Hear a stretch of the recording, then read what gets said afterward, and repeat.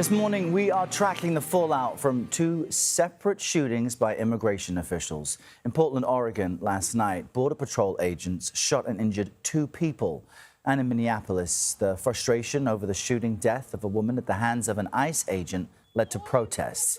Hundreds of demonstrators took to the streets last night, calling for ICE to leave the city. The Minneapolis mayor told CBS Evening News anchor Tony DeCopel the protesters are standing up for the city's immigrant community. If you've watched how a lot of these protests have carried out, this is not some repeat of what we saw in 2020. There's not a lot of confidence in this federal administration that they are going to do the right thing, either by our immigrant community or, perhaps more importantly, under the Constitution of the United States. Meanwhile, in Portland, DHS says Border Patrol agents stopped a car while looking for a member of the Venezuelan gang Tren de Aragua. Officials say the driver, quote, weaponized his car and the agent shot in self-defense. CBS News' Gwen Baumgartner is in Portland with more.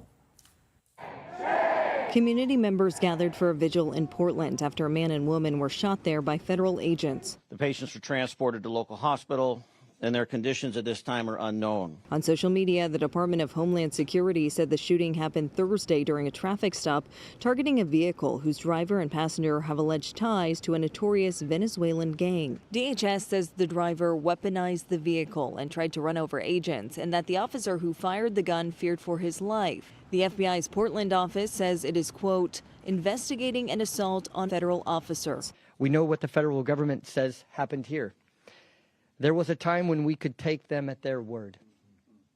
That time is long past. The city's mayor, Keith Wilson, is demanding a halt to federal immigration operations in Portland until a full and independent investigation is complete. Our community deserves answers. Our community deserves accountability. Protesters gathered outside of an ICE facility in Portland overnight. We must remain united in peaceful opposition to efforts to tear our community apart. State and local officials are urging community members to stay calm, especially in the wake of the fatal shooting of a woman in Minneapolis earlier this week by an ICE agent. Gwen Baumgartner, CBS News, Portland. All right, let's jump back to our other top story in Minneapolis. You're looking at CBS News correspondent Usher Qureshi following the aftermath of the deadly shooting by an ICE agent there. Good morning, Usher.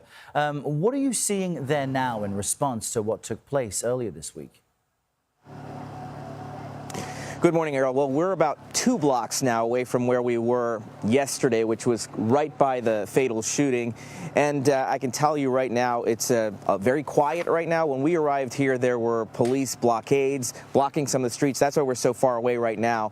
But what we understand happened, and I believe we have some fresh video of this, was they brought in trucks and started removing those man-made barricades that we were talking about yesterday. Now, those barricades were put into place so that people could visit the location and pay their respects to Renee Good yesterday.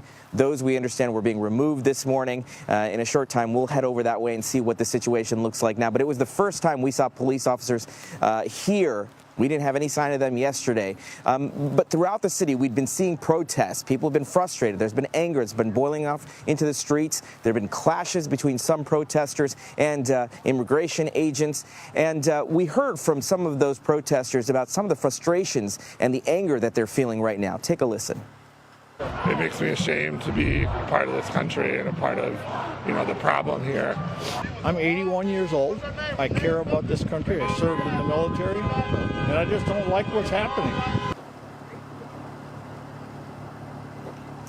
And Errol, it'll be interesting to see what the interactions are like, particularly in this area. Again, yesterday, people here visiting unobstructed without any interaction with law enforcement. But now that those barriers are gone and traffic will be flowing through that area, it'll be interesting to see how many people come out and whether or not there are any kinds of interactions between law enforcement and people coming to visit that location. Yeah, and Usher, as we look forward, Minnesota officials say they cannot access evidence in this case because the FBI is taking over the investigation. Explain what's going on there.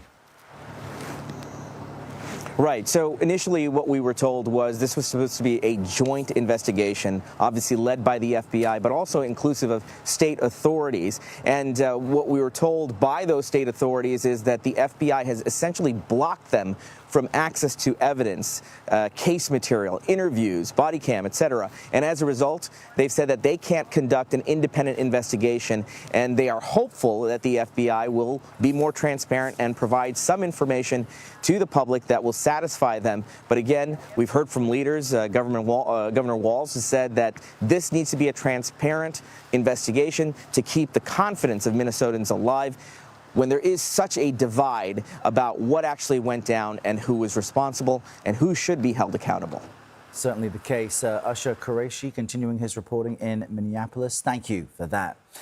Doug Coons joins us now. He's a former FBI special agent and supervisory special agent and is currently the founder and CEO of the intelligence firm Veracity. Good morning, Doug. As we heard there, Minnesota's Governor Tim Walz also says it's too difficult to believe there'll be a fair outcome now that the FBI has taken over the probe in Minneapolis. Why might state officials not have access to evidence there? Is that unusual? It is unusual, in my opinion. I've been out of the game for, I retired about 8 years ago.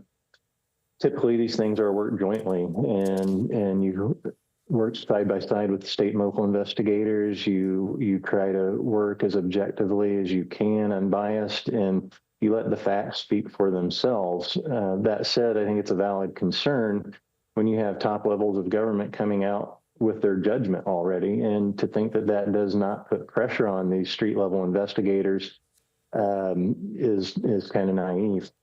And, our other top story is the shooting by border agents in Portland. What do you expect each of these investigations in Portland and Minneapolis to look like? Will they be different, do you think? I don't know as much about the Portland one. There's not the videos and the amount of coverage. And, I'm retired. I don't have any special access to case information anymore. But when the FBI, from my experience, from when I was in there, they go in unbiased and they do their interviews. They collect their evidence. They get all the body camera footage and put together a total package and that they can justify walking through point by point and saying, here are our findings and here is why. And certainly you're still not going to satisfy everybody, but it provides the basis for prosecutions if appropriate, or for dropping charges or not charging at all if appropriate as well. Yeah, we'll keep our eyes on this. Doug Coons, thanks for joining us this Friday.